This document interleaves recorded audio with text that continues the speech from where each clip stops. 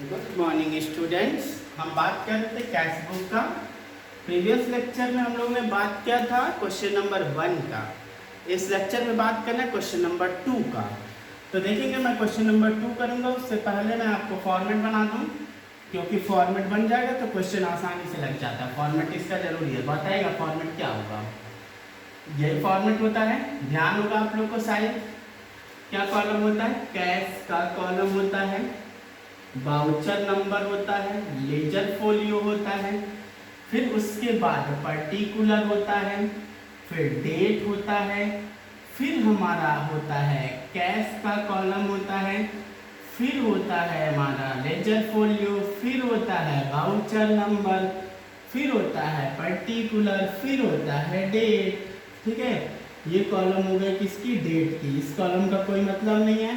ये हो गया पर्टिकुलर,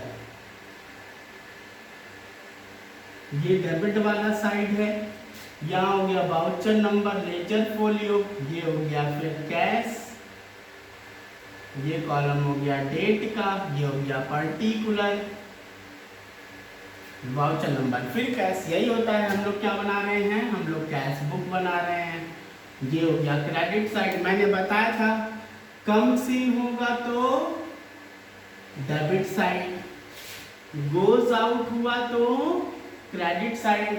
कैसा गोज आउट? पैसे का कम सीन और गोज आउट। ठीक है ना? तो देखिए रिकॉर्ड करते हैं। सेकंड क्वेश्चन कहता है enter the following transaction of Mrs Mukherjee and brothers the single column cash book. ऐसा क्वेश्चन ने बताया। कह रहा है कि balance of the cash in hand. एक बात सुनिएगा, कैश जो होता है वो एसेट होता है। एसेट्स का हमेशा डेबिट बैलेंस होता है, याद रखिएगा।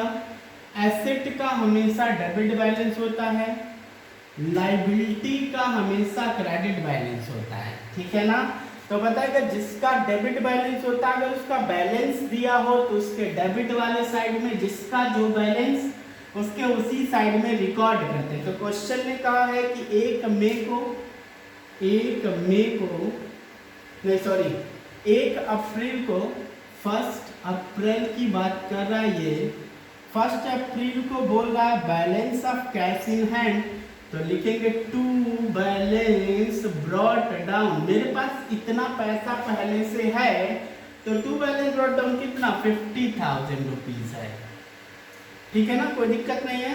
Purchase goods for cash. बताइएगा परचेज करेंगे गुड्स को कैश में, तो पैसा, गुड्स खरीद के लाएंगे तो पैसा जाएगा। तो बताएगा क्यों जा रहा है? क्योंकि बाई परचेज हो रहा है। क्यों जा रहा है? By purchase. कब? ये 3 अप्रैल की बात है। ये 3 अप्रैल की बात है। कितने का? 22,000 का। 22,000 का। फिर कह रहा है परचेज गुड्स 15,000 का। हमने गुड्स खरीदा है। बताएगा परचेज गुड्स 15,000। गुड्स हमने जब खरीदा है तो पैसा गया होगा। कब? ये 7 तारीख का बात करता, 7 अप्रैल का। तो बाई परचेज, फिर परचेज किया है। कितने का खरीदा है? फिर 15,000 का, 15,000 रुपए का। गोज आउट होगा तो इसलिए क्रेडिट में लिख दिया। फिर कह रहा है परचेज गुड्स फ्रॉम गोपी। गोपी से 30,000 का खरीदा। तो हमने बताया था जब किसी ट्रांजैक्शन में किसी भी पर्सन का नाम आ जाए तो उस ट्रांजैक्शन को क्रेडिट ट्रांजैक्शन बोला जाता है।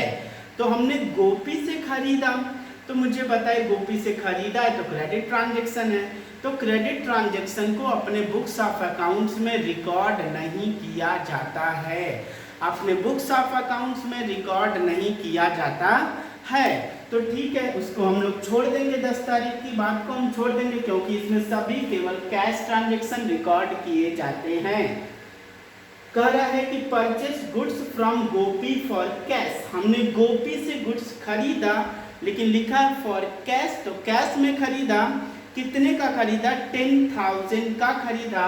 तो बताएगा पैसा आया होगा या पैसा गया होगा? पैसा गया होगा, क्योंकि खरीदा है। कब की बात करें? 13 अप्रैल को बाई परचेज किया है। फिर से किससे? गोपी से। तो उसके नाम से मतलब क्यों नहीं है? क्योंकि हमने कैश में खरीदा है। फिर उसके बाद सोल्ड गुड्स, जब गुड्स सेल करेंगे तो बताइए पैसा आएगा, तो कम्स इन होगा टू सेल्स।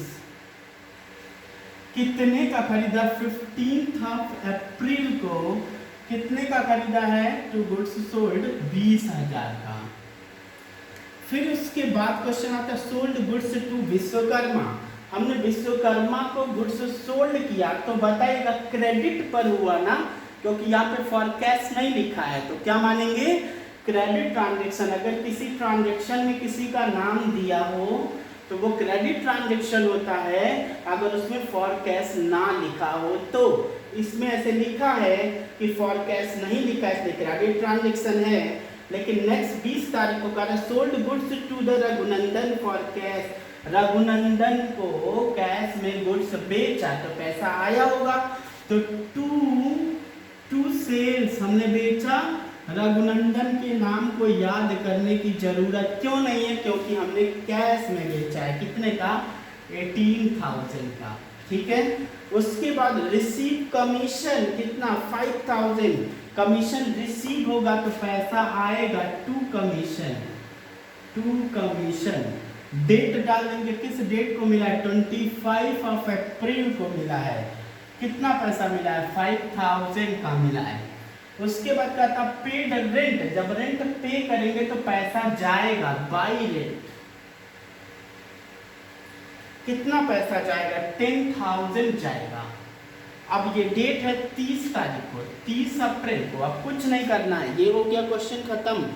अब मुझे ये वाला साइड जोड़ना है टोटल। ये वाला साइड हमेशा ज्यादा आएगा, ये वाला साइड हमेशा कम आएगा, तो जोड़ेंगे टोटल 50,000 प्लस 20,000 प्लस 18,000 प्लस 5,000, ये हो गया 93,000 टोटल। ये वाला साइड ज्यादा, इधर वाला साइड जोड़ते हैं 22,000 प्लस 15,000 प्लस 10,000 प्लस 10,000, ये हो गया आपका 57,000।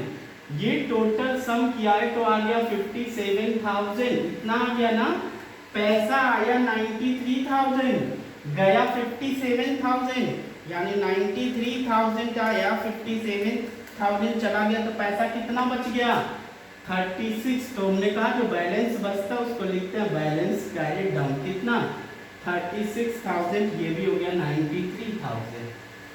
इसमें से इन सबको जोड़ के माइनस कर दिया, तो ये मेरे पास आंसर आ गया। आप लोग इसको नोट डाउन कर लीजिए। Cash single column cash book का क्वेश्चन नंबर 2 है। तो हम लोग इसकी बात कर लिए। अब आपको मैं बताता हूँ, फिर ये क्वेश्चन नंबर 2 हो गया, तो आपके लिए कुछ क्वेश्चन होमवर्क हो सकते हैं।